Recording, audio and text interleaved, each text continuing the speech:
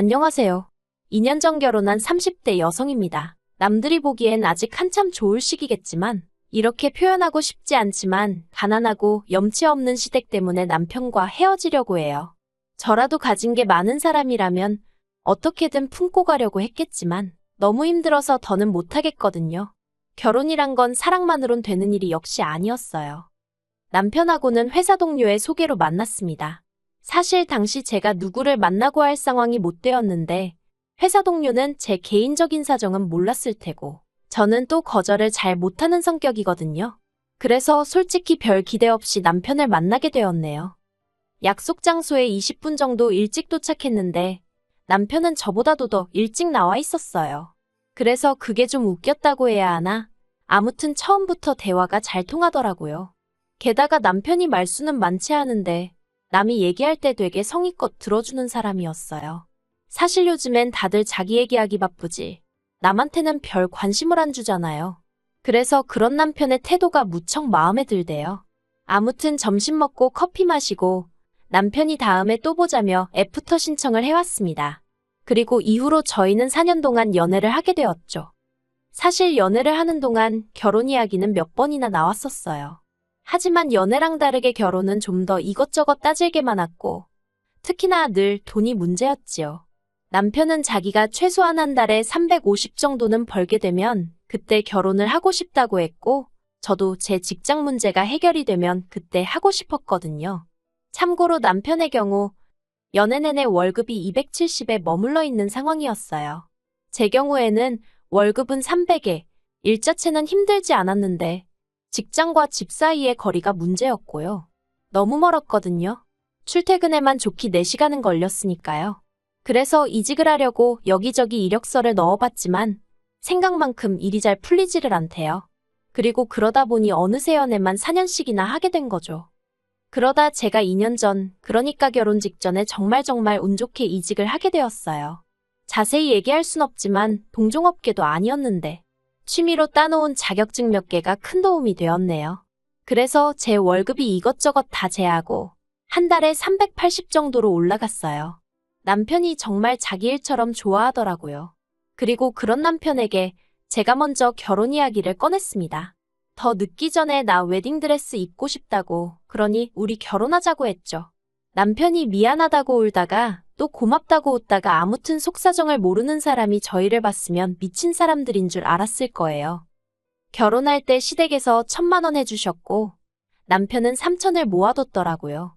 저는 제 돈 2,000이 있었고 친정에서 3,000 해주셨고요. 사실 저희는 둘 다 요새 말하는 소위 흙수저들이에요. 그래서 양가에서 그 정도 해주신 것만으로도 정말 감사하게 생각했어요. 정말이지 액수에 대한 서운함이나 섭섭함은 하나도 없었습니다. 오히려 받은 것 이상으로 잘해드리며 살아야겠다고 다짐했는걸요. 그런데 시작은 차였습니다.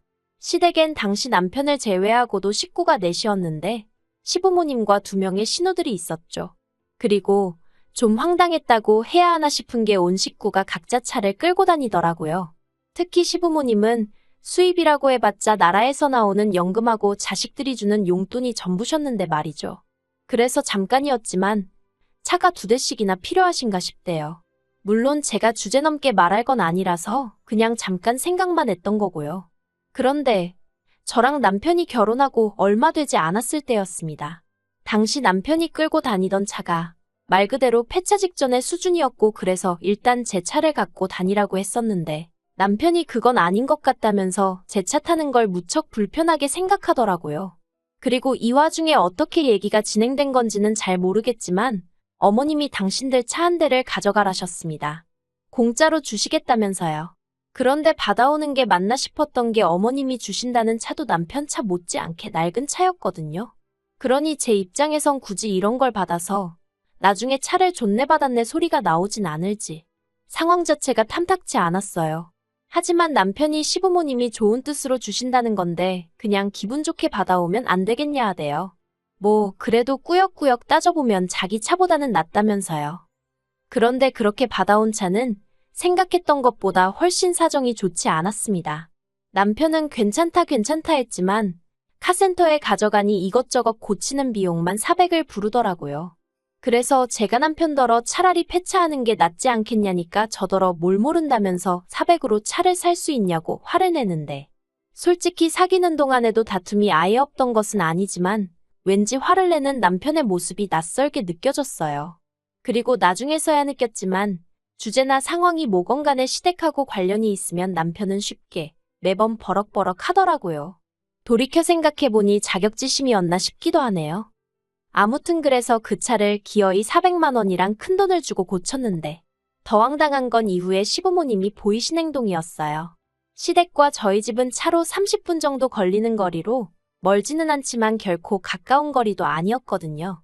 그런데 저희가 차를 고친 이후로 걸핏하면 차를 써야 하는 상황이라면서 전화 남편에게 전날 밤에 차를 주고 가라고 하시질 않나, 다른 차가 상태가 안 좋아서 그러니 빌려달라고 하시지를 않나. 어찌나 차를 가지고 이리저리 사람을 부르시는지 오히려 더 불편한 상황이 되어버린 거죠. 그래서 결국은 참다 못해 남편한테 차를 주셨으면 주신 거지 이건 뭐 어머님 아버님이 쓰시는 날이 더 많다고 한마디 했네요. 그랬더니 필요하면 가족끼리 빌려주기도 하고 그런 거지. 저더러 연애할 땐 몰랐는데 생각보다 되게 야박한 애 어쩌네 그러더라고요. 참나 어이도 없고 기가 막혀서 말이 안 나오대요. 그런데 남편은 자기 화를 못 삭히고 혼자 계속해서 울그락불그락 하더니 안 되겠다며 그냥 그 차 시부모님께 돌려드려야겠답니다. 그리고 저는 돈 400이 생각나 너무 아깝더라고요. 그런데 그 400 때문에 안 된다고 하면 또 남편이 난리를 칠 것 같고 그래서 그래. 좋은 일 한 셈 치자 생각하고 그러라 했습니다. 그러다 얼마 후 제 회사에서 제 앞으로 차가 한 대 나왔어요. 제 직군이 영업직은 아닌데 업무 특성상 고객들을 밖에서 만나야 하는 일이 잦았거든요. 현장 방문을 해야 하는 경우도 많았고요. 그래서 지원이 나온 거였죠. 그런데 남편이 되게 부러워하대요. 그리고는 앞으로 자기가 끌고 다니면 안 되냐입니다. 필요할 때는 시부모님도 빌려드렸으면 좋겠다면서요. 가뜩이나 시부모님 차나 자기 차나 언제 퍼질지 몰라 불안불안했다나? 말 그대로 떡줄 사람은 생각도 안 하고 있는데 혼자 김칫국을 한 사발 들이키고 있더라니까요. 저는 그런 남편에게 회사 지원으로 나온 차라서 안 된다고 딱 잘랐어요. 괜히 책 잡힐 일은 하고 싶지 않다 했죠. 그랬더니 한다는 말이 안 되는 게 아니라 방법을 찾아볼 생각이 없는 거라면서 저더러 지밖에 모른다고 야박하다고 그러대요. 그래도 이후로 그럭저럭 지냈습니다. 원래 부부끼리 싸우기도 하고 또 풀어지기도 하는 거라더니 이런 건가 보다 하고 지냈죠. 그런데 올해 초였어요. 시부모님이 며칠 전부터 입맛이 없네, 속이 안 좋네 하셨는데 갑자기 고기가 드시고 싶다고 하시더라고요. 그러자 남편은 이럴 때 챙겨드려야 된다면서 시댁에 가자고 했고 그래서 뭐 한 끼 외식 시켜드린다 생각하고 따라 나섰죠. 그런데 시부모님께서 뜻밖의 이야기를 꺼내셨습니다. 요 근래 왜 이렇게 몸이 처지나 했더니 그게 다 마음이 힘들어서 그런 것 같다 하시며 해외여행을 다녀오고 싶으시다는 거예요. 그러면서 한 200만 원만 달라나요? 게다가 덧붙이시기를 시동생들한테는 당신들이 달라고 했다고 하지 말고 저희가 먼저 보내드린다고 했다고 얘기를 하랍니다. 동생들한테 먼저 모범이 되어야 애들도 뭔가 배우는 게 있지 않겠냐면서요. 당황스러웠어요. 그래서 제가 시부모님께 남편하고 상의해보겠다고 하곤 남편 표정을 슬쩍 봤는데 표정이 굉장히 어둡고 언짢아 보이더라고요. 그래서 저는 시부모님의 부탁이 남편에게도 부담스러웠나 보다고 생각했습니다. 그런데 그건 제 착각이었어요. 시댁에서 나와 집으로 돌아오는 길에 남편이 저한테 먼저 말을 걸기를 상의해보겠다는 게 무슨 뜻이냐대요. 그냥 기분 좋게 당연히 보내드려야죠. 그렇게 말할 수는 없었냐면서요. 어이가 없어서 지금 우리 형편에 시부모님이 200만 원만 달라 하시면 척척 내드릴 만큼 여유가 있는 게 아닌데 무슨 기분 좋게 당연히 보내드리겠단 소리를 하냐고, 말이 되냐고 그랬어요. 그랬더니 남편이 시부모님은 이날이 때까지 제대로 어디 놀러도 못 다니고 사셨는데 불쌍하지도 않냐며 저한테 막 소리를 지르대요. 이때는 저도 정말 화가 머리 꼭대기까지 나서 나 때문에 여행을 못 다니셨냐고 왜 나한테 짜증이냐 그랬어요. 그리고는 여행 보내드릴 거면 당신 능력으로 보내드리던지 알아서 하라고. 이건 뭐 상의도 아니고 무조건 나만 나쁜 사람을 만드니 대화하고 싶지 않다 했습니다. 그랬더니 남편이 저더러 진짜 못됐다면서 친정에 하는 거랑 너무 비교된다나요? 사실 그 무렵 친정부모님이 여행을 다녀오셨어요. 해외도 아니고 제주도로요. 그리고 자식된 입장에서 그래도 모처럼 여행을 가신다는데 말로만 잘 다녀오세요 하기가 그렇더라고요. 그래서 제가 30만 원 챙겨드렸습니다. 솔직히 결혼한 이후로 친정부모님이 저희에게 물질적으로 잘해주신 건 없었어도 틈틈이 저희 남편이 좋아한다 하니까 김치도 보내주시고 비싼 건 아니어도 제철 과일도 보내주시고 그래서 모처럼 챙겨드려봤어요. 하지만 30만 원 드린 거랑 해외여행 간다고 200만 원 내놓으라는 거랑 비교를 하는 건 말이 안 되잖아요. 그리고 이 일로 저는 저희 결혼 생활에 무척이나 회의감을 느끼게 되었습니다. 사실 청약통장 때문이긴 했어도 혼인신고도 안 한 상황이었는데 돈 관리도 따로 하자고 결론이 나버렸거든요. 그리고 이건 사실 조금 철없이 들릴 수도 있지만 일하는 스케줄도 저는 9시 출근 6시 퇴근이 기본이었던 반면 남편은 아무래도 직업 특성상 11시에 출근해서 10시는 돼야 집에 왔어요. 게다가 남편은 주말에도 출근을 하다 보니 같이 시간을 보낼 수가 없었죠. 그래도 연애 때는 남편이 어떻게든 짬을 만들어 저랑 시간을 보내려고 했었지만 결혼 후에는 그런 노력도 별로 없었고요. 물론 그걸 탓하는 건 아닙니다. 남편도 다 잘 살아보려고 그랬던 거니까요. 하지만 뭐랄까, 자꾸 부딪히다 보니까 사소한 것도 서운해지고 이게 내가 그려온 결혼 생활이 아닌데 하는 생각이 점점 잦아지니 여러 가지로 감당하기가 힘들어지대요.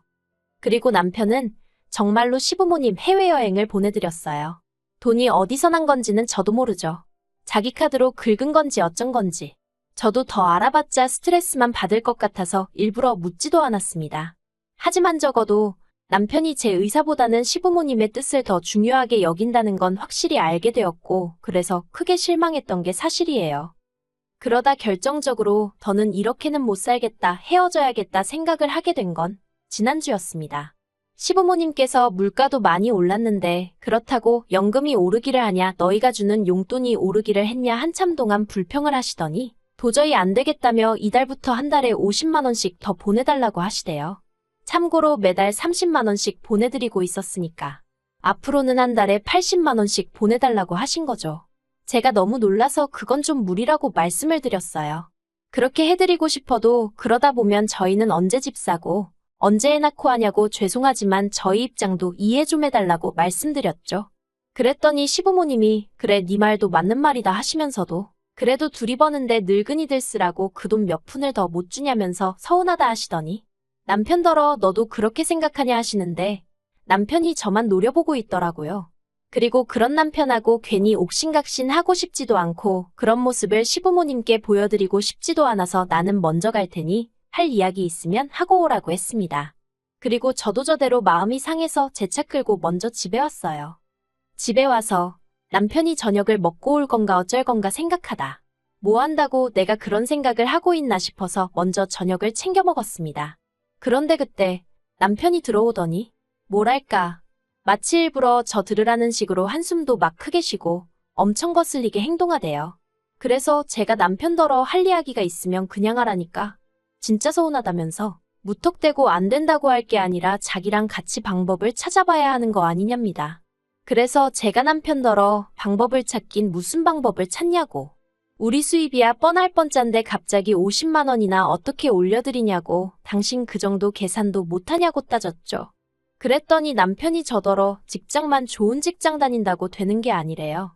사람이 먼저 돼야 한다면서 그렇게 악착같이 손에 든 걸 쥐고 있으려고만 하고 내려놓질 못하면 안 된다나요? 정말 말 같지도 않아서 그만하라고 했어요. 그리고 그날 저녁 세상 모르고 잠든 남편 옆에서 이제는 헤어져야겠다는 생각이 들대요. 저도 뭐 내세울 것 없는 집에서 태어났고 지금도 별 볼 일은 없지만 그래도 저희 친정부모님은 저에게 뭐라도 하나 더 해주지 못해서 미안해하시는 분들이세요. 그런데 어째서 시부모님은 자식한테 하나라도 더 받아내질 못해 안달이실까 싶은 게 평생 제가 감당하며 살 자신이 없더라고요.